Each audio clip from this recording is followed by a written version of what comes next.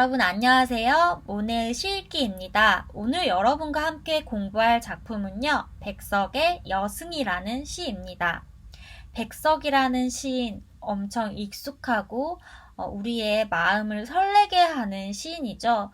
이 여승 같은 경우는요. 백석 시인의 대표작 중에 하나로 굉장히 중요한 작품입니다. 그 다음에 그 여승이라는 그 제목에 한번 집중을 해볼까요? 여승의 여는 여자 또는 여인을 얘기할 때 그 계집 여자고요.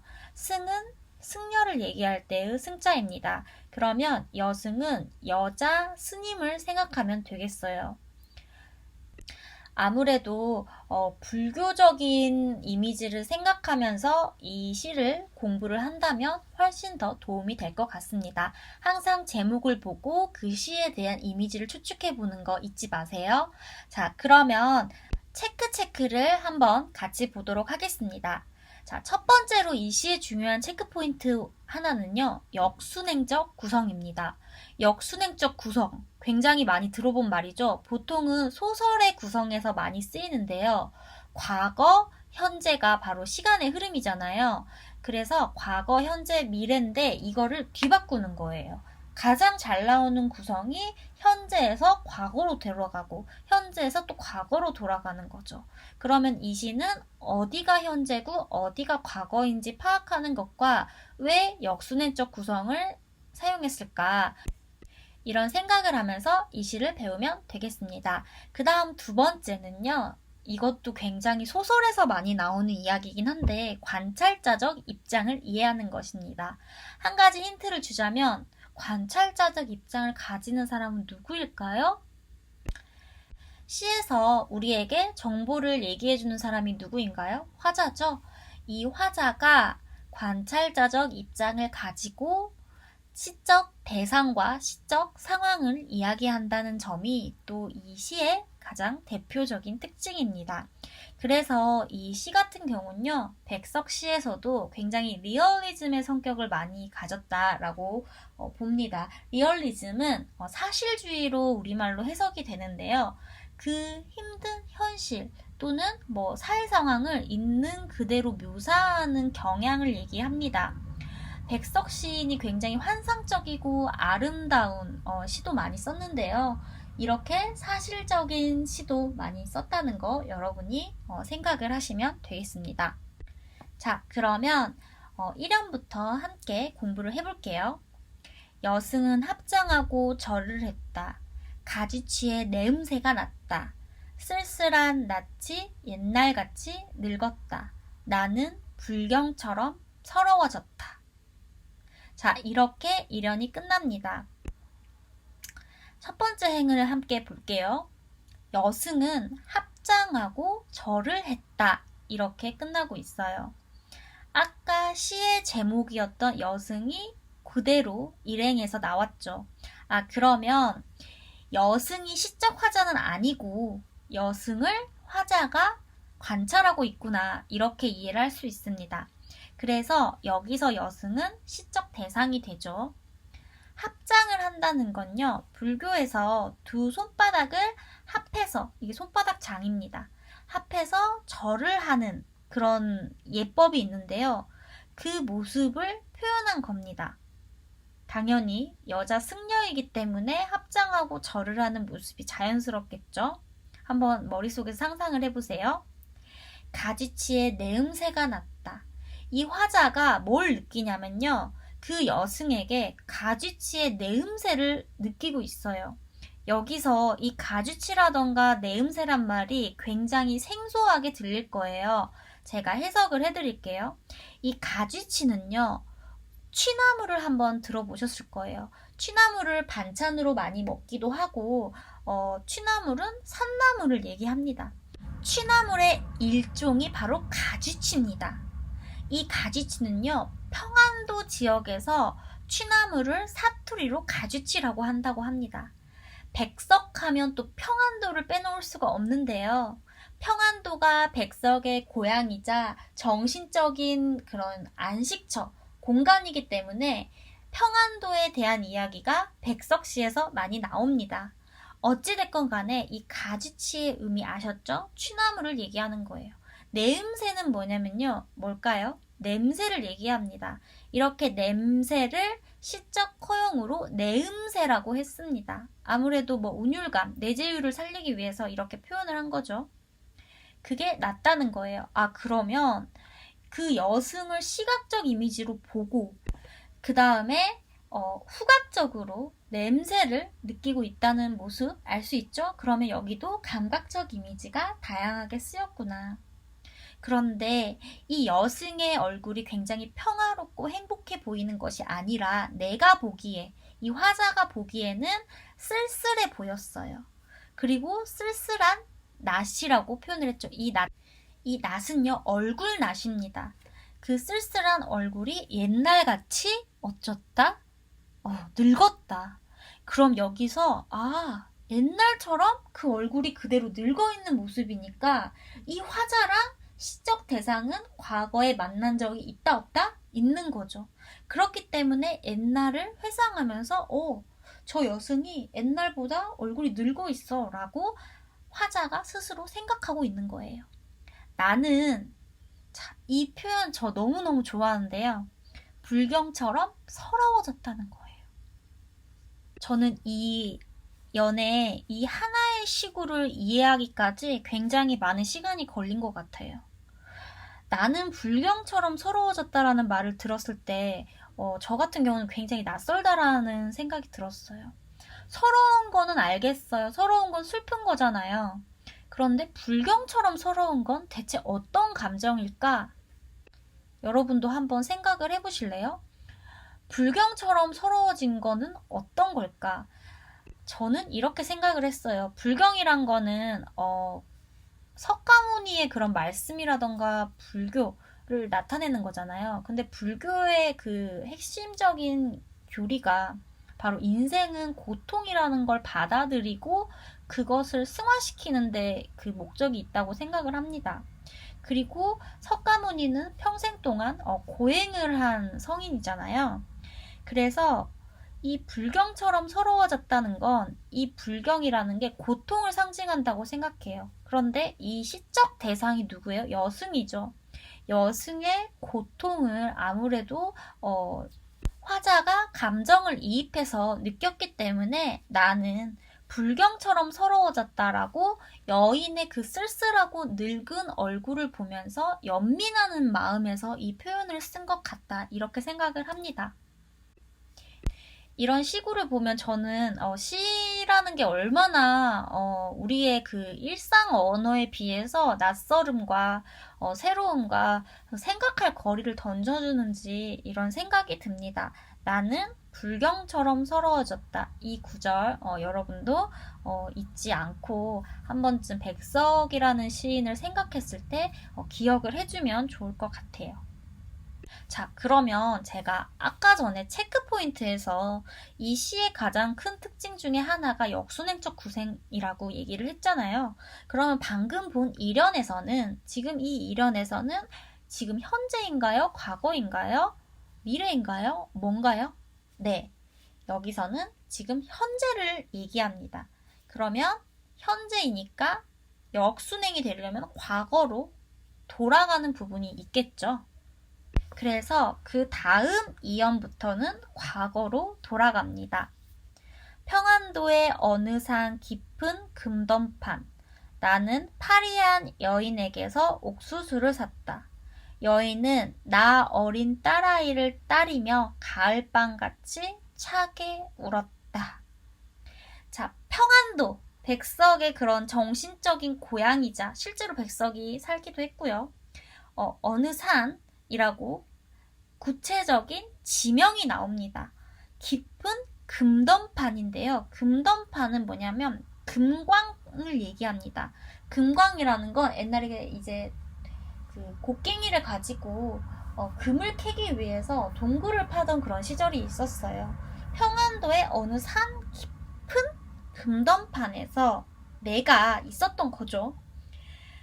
파리한 여인은요 뭐냐면 파리하다는 건 몸이 마르고 핏기가 없는 거를 얘기합니다. 여인에게서 뭐를 샀어요? 옥수수를 샀어요.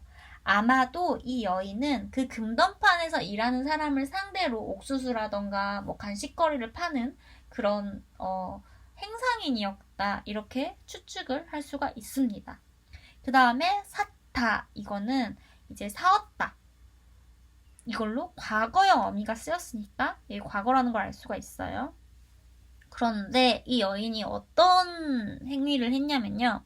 나 어린 딸아이. 나 어린은요, 이거는 나이 어린을 얘기합니다. 나 어린 딸아이를 따리면은 뭐냐면 때리며 가을밤같이 차게 울었다라고 표현을 하고 있어요. 아까 제가 나는 불경처럼 서러워졌다라는 구절이 참 좋았다 이런 얘기를 했잖아요. 이 부분도 마찬가지로 굉장히 아름다운 표현입니다. 가을밤같이 차게 울었다. 여러분이 생각하는 가을밤은 어떤 이미지인가요? 가을은 문학적으로도 그렇고 일상적으로도 굉장히 쓸쓸한 계절이죠. 뭔가 이제 떨어지고 약간 스산해지고 이런 쓸쓸함과 그런 차가움이 있는 계절인데 가을밤 같이 차게 울었다라고 얘기를 하고 있어요. 그러면 여기서는 가을밤이라는 건 굉장히 쓸쓸하고 이제 어둡고 슬픈 감정을 유발하고 또 차게 울었다에 한번 집중을 해주세요. 우는 건 우는 건데 그것을 어떻게 울었다? 차게 울었다. 사실 운다는 행위는 눈물이 눈에서 떨어지는 행위니까 사람의 행위죠. 근데 이건 울었다라고 하면은 이제 우는 소리가 나기 때문에 청각애라고 볼 수가 있어요. 근데 그 앞에 차게 우는 거죠. 그러면 차갑다는 그런 심상이 우는 걸로 전이가 된 거예요. 그래서 청각의 촉각화가 일어나서 이런 걸 보고 또 공감각적 심상이라고 얘기를 합니다. 여인이 왜 귀여운 딸, 그러니까 눈에 넣어도 안 아픈 그런 딸을 때리면서 울었을까요? 엄마 아빠한테 한 번도 뭐 맞지 않고 큰 아이가 드물죠. 부모님은 항상 뭐 우리를 사랑하긴 하지만 그게 매번처럼 잘해준다고 꼭 사랑한다는 의미는 아닌 것 같아요. 이 여인의 입장을 생각을 했을 때는 그 금던판, 그러니까 금광판에서 뭐 옥수수를 파는 것은 굉장히 힘든 노동이죠. 그런데 그때 아이를 항상 데리고 다녔다는 걸 알 수가 있어요. 하지만 그 아이가 그런 환경에서 뭐 제대로 클 수 있었을까요? 이때는 일제강점기를 쓰는 시기 때문에 지금처럼 뭐 놀이터라던가 유치원이라던가 이런 게 없었던 시절이죠. 그래서 이 어린 딸을 데리고 다니면서 속상했었던 것도 어린 딸이 떼를 쓰거나 이랬던 점들이 있었겠죠. 그래서 여인이 힘들게 살던 삶, 고통스럽게 살던 삶을 화자가 회상하고 있습니다. 그 다음 연을 볼게요. 자, 사면으로 가면 섣벌같이 나아간 지아비 기다려 10년이 갔다. 지아비는 돌아오지 않고 어린 딸은 도라지꽃이 좋아 돌무덤으로 갔다. 이렇게 얘기를 하고 있어요. 섣벌은 처음 들어보는 사람들이 굉장히 많을 텐데요. 섣벌이 뭐냐면은 일벌을 얘기합니다. 꿀벌 중에서 일을 하러 바쁘게 돌아다니는 그 벌을 얘기하는데요. 꿀벌들이 왜 일을 하죠? 네, 여왕벌을 위해서 일을 하죠. 그래서 꿀벌은 항상 바쁘고 항상 이렇게 돌아다녀요. 꽃에 찾아서. 그래서 섣벌같이라는 비유는 그만큼 지아비, 남편입니다. 남편이 이제 일을 열심히 하려고 아내와 자식을 위해서 노동을 하려고 나갔죠. 근데 기다렸는데 몇 년이 지났어요? 10년이 지난 거예요. 지아비는 돌아왔어요? 안 돌아온 거예요. 그래서 뭐 과부 신세가 됐겠죠. 이것만 해도 굉장히 서럽고 슬픈데 어린 딸은 도라지꽃이 좋아 돌무덤으로 갔다. 이것도 굉장히 아름다운 비유입니다. 이 시는 읽으면 읽을수록 굉장히 아름다운 비유와 표현이 많이 등장하는데요. 어린 딸이요, 도라지꽃이 좋았대요. 도라지꽃은 한국에서 전통적으로 죽음을 상징합니다. 그래서 그 도라지꽃, 보라색이 또 부정적인 의미, 또 죽음의 의미를 상징하거든요. 도라지꽃이 좋아서 돌무덤으로 갔다는 건 무덤 위에 피어있는 보라색 도라지꽃을 한번 상상해 보세요. 굉장히 서럽고 쓸쓸하죠. 사실 어린 딸이 죽었는데 어린 딸이 죽었다라고 표현하지 않고 이것을 시적으로 형상화한 거예요. 시각적으로.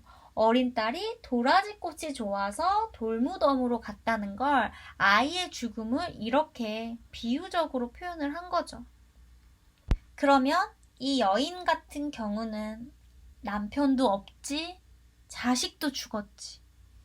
얼마나 삶이 기구하고 자신의 운명을 한탄을 많이 했을까 이런 생각이 들어요. 자, 그래서 예전에 그 민요 시집살이 노래에서도 시집살이가 너무 힘드니까 머리를 다 깎고 절로 들어갈까라는 한탄이 나오는 그런 민요가 있습니다.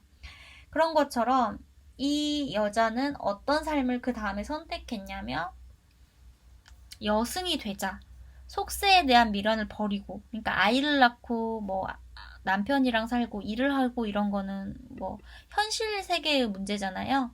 그래서 속세를 다 잊고 어떻게 했냐. 마지막 연을 같이 볼게요. 상꽁도 설게 울은 슬픈 날이 있었다. 산절의 마당귀에 여인의 머리오리가 눈물 방울과 같이 떨어진 날이 있었다. 라고 이렇게 이제 마무리가 되고 있는데, 이 여는 여인이 여승이 되는 과정을 마치 시적 화자가 그것을 보고 있듯이, 관찰하고 있듯이 보여주는 거예요. 산꽁, 산에 사는 꽁을 얘기하겠죠. 아무래도 절이 산에 있기 때문에 여기서는 산꽁이 서럽게 울었다고 보고 있는 거예요. 사실 산꽁은 객관적인 상관물일 뿐인데 서럽게 울었다고 시적 화자의 감정이 투영이 됐고요. 그래서 산꽁은 여기서 감정이입의 대상이 되고, 서럽게 울었으니까 청각적 이미지가 나옵니다. 이 평생을 고생만 하던 여인이 머리를 깎고 절에 간다는 건 뭐 긍정적으로만 볼 수는 없을 것 같아요. 그 여인의 기구한 삶과 그런 운명, 그 다음에 결국에는 사실은 이 여자가 가난하기 때문에 이런 상황에 처한 거잖아요. 그래서 이렇게 슬픈 청각적 이미지를 묘사함으로써 그 여인의 슬픔을 느끼게 하죠. 그런데 여인이 직접적으로 슬프다고 화자의 감정을 드러내지 않아요. 지금 계속 2연에서 3연까지 쭉 연결되는 이야기가 여인의 과거, 그 다음에 여인의 상황을 얘기하는데 화자 자체가 직접적으로 감정이 개입하지 않아요. 꼭 한 걸음 멀리서 여인을 보는 것 같이 관찰자적 입장을 유지를 합니다. 그런데 이 소설이라던가 시라던가 리얼리즘 소설을 보다 보면요, 그 힘듦이 사실적으로 묘사하는데 거리를 둠으로써 얘기를 합니다. 그러면 화자나 서술자가 거리를 두고 우리한테 얘기를 하면 오히려 독자는 감정을 더 이입할 수 있습니다. 드라마나 영화 같은 데서 보면 남녀가 서로 이별을 하는 과정에서 내가 이러이러해서 너랑 이별하는 거야 라고 말하지 않고 그냥 말없이 돌아서서 뭐 가다가 벽에 주먹으로 꽝 하고 그 슬픔을 묘사할 수 있죠. 그러면 그 모습을 보는 관객이라던가 사람들은 저 사람이 너무너무 슬프다고 굳이 얘기해주지 않아도 아무 말 없이, 그 사랑하는 사람 앞에서 아무 말 없이 헤어져서 돌아서서 주먹으로 벽을 꽝 내리치는 그런 행위를 보면 굳이 얘기하지 않아도 그 슬픔이 오히려 전해진다는 거예요. 시나 소설도 마찬가지입니다. 여기서 산꽁도 설게 울은 슬픈 날이 있었고, 마지막 행, 산절의 마당귀에, 산에 있는 절의 마당귀는요, 마당 귀퉁이에 여인의 머리오리가, 머리카락을 얘기하는 거죠. 눈물방울과 같이 직유법으로 묘사하고 있어요. 떨어진 날이 있었다. 머리를 깎으니까 그 머리 옛날에는 여자들이 머리가 길었잖아요. 그 머리를 깎으니까 그 머리카락이 떨어지는 모습을 첫 번째로 묘사를 하고 그리고 이때 여인이 울까요? 안 울까요? 아마도 눈물이 나오지 않을까요? 자신의 기구한 삶에 대해서 한탄하는 마음도 있고 이제 진짜 속세와 떨어져서 이 번민을 떨쳐버리고 하는 순간에서 이 부분에서는 여인이 눈물을 흘리고 있겠구나라고 해석할 수 있는 중의적인 의미를 줍니다. 그래서 여러분이 이 시를 여기까지 이제 마무리를 하는데요. 결국에 이 시의 주제는요. 한 여인의 비극적인 삶이에요. 제가 시대적인 배경에 대해서 많이 얘기하지 않았던 것은 이 시 자체는 사실 일제강점기라는 거를 정확하게 보여주는 소재는 좀 적죠. 그런데 이 백석이라는 시인이 이 시를 쓴 그 시대적 배경을 한번 더 깊이 들어가 보면 이때는 많은 여자, 남자, 그 평범한 사람들이 이렇게 비극적인 운명에 처할 수밖에 없었던 상황이 너무 많았기 때문이에요. 누구 때문에? 일제 때문에요. 일제강점기라는 시절을 살아오면서 우리가 가족 공동체가 붕괴되는 그런 상황, 그런 것을 여승이라는 사람을 통해서 시적 화자가 오히려 담담하게 관찰자적 입장으로 우리에게 묘사하면서 얘기를 합니다. 이러면서 우리는 그 슬픔을 느낄 수 있고 이 슬픔이 또 굉장히 감각적으로 묘사되는 걸 보면서 시의 아름다움도 느낄 수 있는 거죠. 오늘 시는 여기까지 이제 설명을 마치겠고요. 구독과 좋아요 눌러주세요. 다음 시간에 다시 만나요. 안녕.